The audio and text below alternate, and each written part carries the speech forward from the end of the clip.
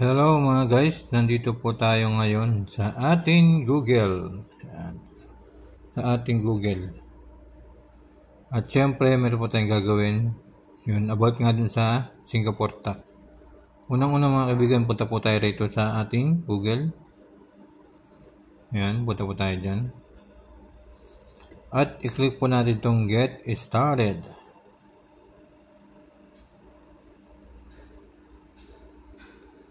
Wait lang, nag-loading. Ayan, hintayin lang po natin. Kasi importante ito mga guys. Kapag di mo ito nagawa, hindi mahuli yung sahod mo.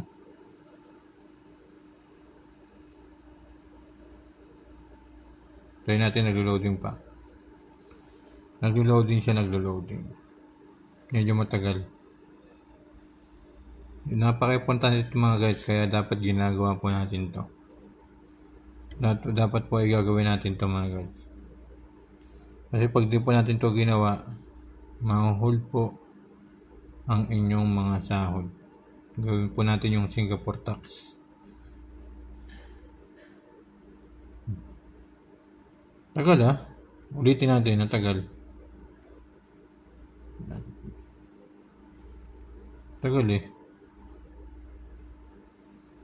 Ayan.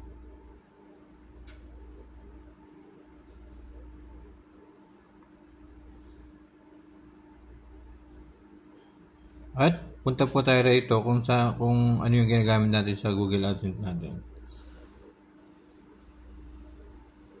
Ayan, try natin. Ayan, punta po tayo sa dito sa ating home, sa payment. At meron kayo dyan makikita mga kaibigan. Ayan, dito sa taas. Click nyo po yan. Ayan, makikita nyo po dyan yung check if additional tax information is required from you. All YouTube creator and partners are required to submit tax information. Ayan. Click nyo po yan. Yung manage tax info.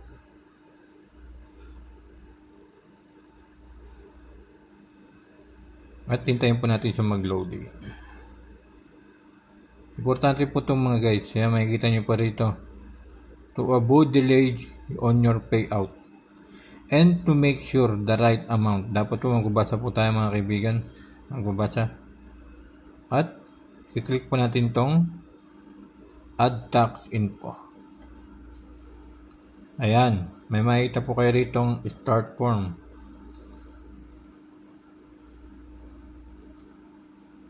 Tingnan po natin. At dito po ay meron po kayo makikitang business type.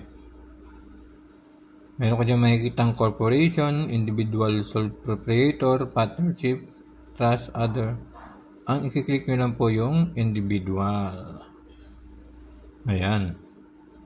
At meron po kayo makikitang do you have permanent establishment Singapore? I-click nyo po dyan, no. Kasi wala naman kayong establishment doon. Are you registered for Singapore Good Service? Yun. Pag wala rin, no. Yan. Puro no. At meron kayo dito makikita ang unique entity number. Yan.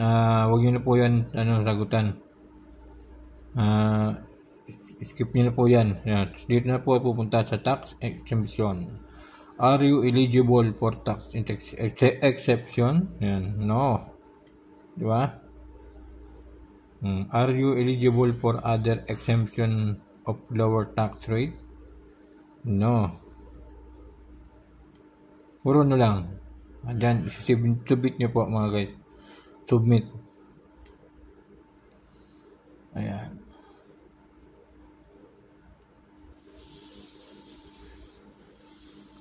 Tingnan natin, reloading pa.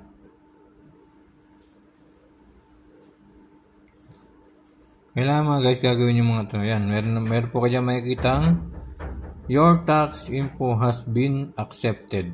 Yan. Accepted na po tayo.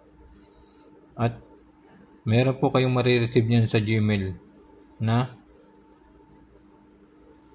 accepted na yung inyong pinilpan na form sa Singapore tax. Kaya maraming salamat po. Yan lang po mga kaibigan.